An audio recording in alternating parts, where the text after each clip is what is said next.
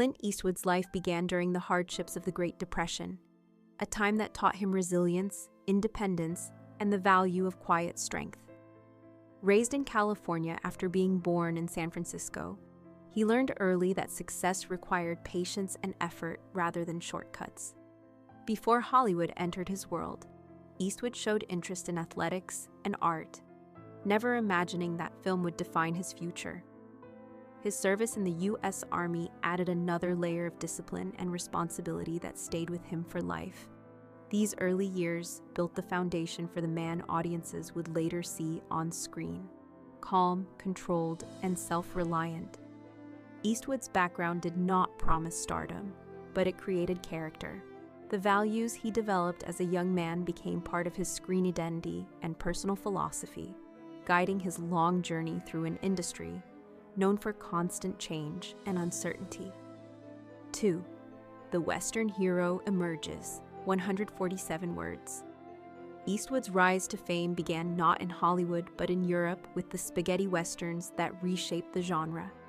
His role as the man with no name introduced audiences to a new kind of hero, quiet, intense, and morally complex. With few words and a powerful stare, he conveyed emotion through silence, allowing viewers to project meaning onto his character. These films blended grit with mythology, redefining what westerns could be. Eastwood's minimalist acting style stood in contrast to traditional heroic performances and made him instantly recognizable. The trilogy did more than launch his career. It created a cultural symbol of independence and strength. His presence felt timeless, rooted in tradition, but modern in its realism. This chapter of his life marked the beginning of his transformation from struggling actor into international icon and set the stage for everything that followed. 3. Dirty Harry and Moral Complexity, 145 words. When Eastwood became Harry Callahan, he entered a new phase of his career defined by controversy and cultural reflection. The character was tough, unyielding, and deeply conflicted, embodying society's tension between justice and law. Audiences connected with his intensity during a time of social change, when questions about authority and responsibility filled public debate. Eastwood gave Harry more than brute force. He added humanity and inner struggle. This balance made the character compelling rather than one-dimensional. The success of the series cemented Eastwood as one of Hollywood's most bankable stars and proved his ability to portray layered personalities. Through Dirty Harry, he explored the cost of standing alone and the burden of personal ethics. These performances showed that his appeal was not only physical, but philosophical, rooted in stories that challenged viewers to think as much as feel. 4. A Director with a Quiet Vision, 148 words.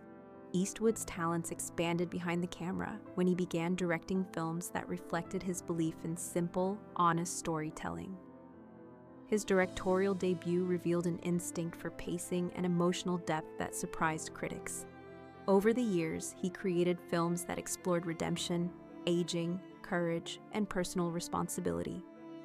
Rather than relying on spectacle, he focused on character and human experience. His style was efficient and respectful of actors, allowing performances to breathe naturally. Award-winning projects confirmed that his vision extended beyond acting into true authorship of stories. He became known for telling stories about ordinary people, facing extraordinary moral challenges. This chapter of his career redefined him not just as a star, but as a filmmaker with purpose. Through directing, Eastwood showed that art could be both restrained and powerful, shaped by life experience rather than trends or formulas. 5.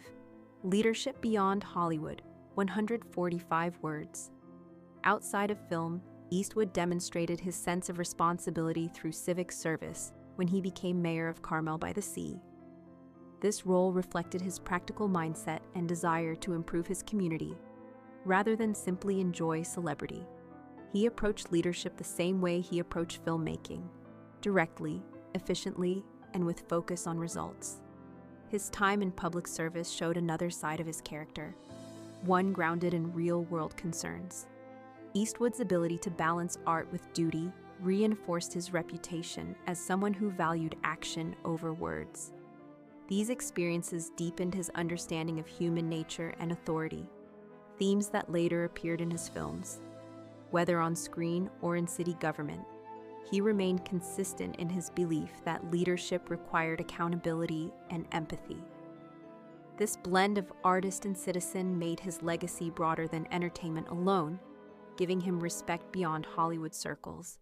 Late career and reflection, 147 words. In his later years, Eastwood continued to tell stories centered on aging, regret, and redemption. Films like The Mule and Cry Macho revealed his interest in characters who confront the consequences of their choices.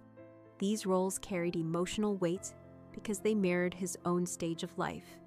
He approached them with restraint rather than dramatics, allowing silence and reflection to speak louder than action.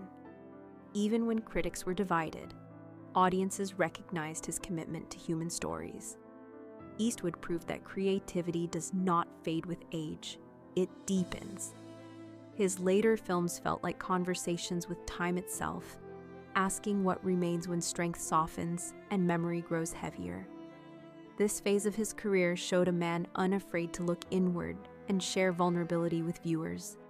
It was not about proving power, but about understanding life's quiet truths and passing them forward through film.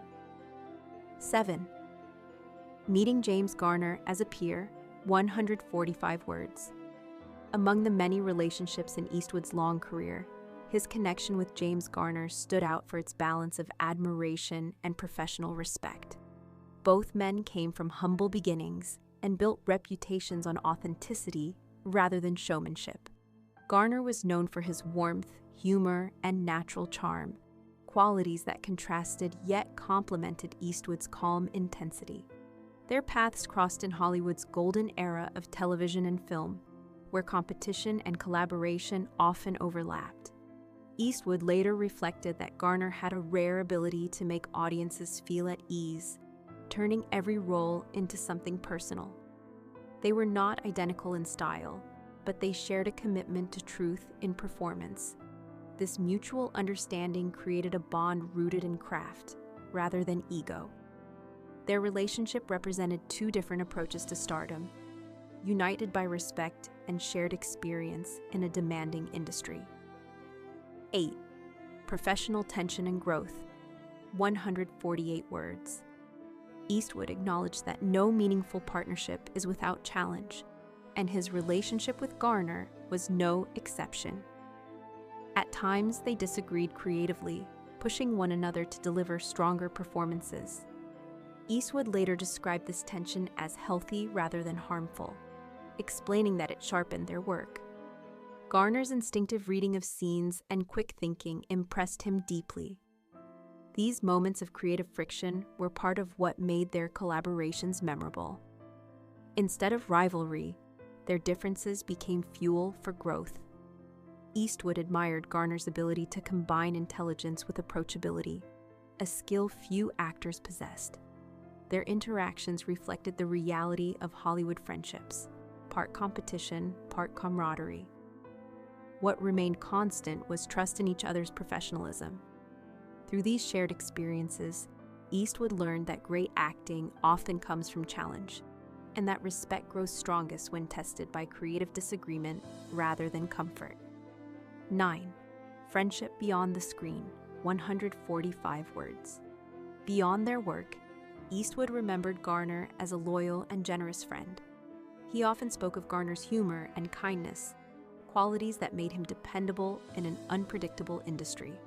Their bond extended past scripts and sets into genuine connection. Eastwood valued Garner's grounded nature, seeing him as someone untouched by arrogance despite success.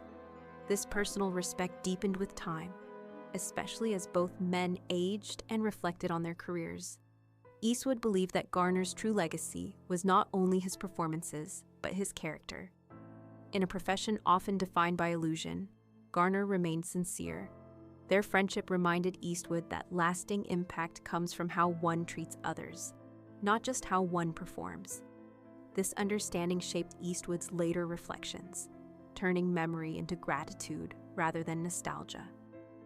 Their connection stood as proof that Hollywood could produce real friendships alongside fame and competition. 10.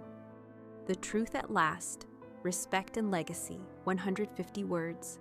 At 95, Clint Eastwood finally spoke openly about what James Garner meant to him, revealing a truth rooted in admiration and gratitude. He described Garner as both talented and genuine, a rare combination in an industry filled with performance, even off-screen.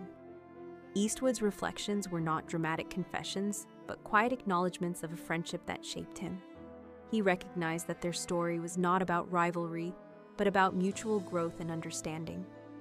Garner represented the kind of artist who worked with heart and humility, leaving behind more than films. He left behind trust and respect. Eastwood's words showed that time softens competition into appreciation. Looking back on a lifetime of cinema, he saw Garner not as a peer to compare himself with, but as a companion on the same journey. His truth honored a friendship built on craft, character, and enduring respect.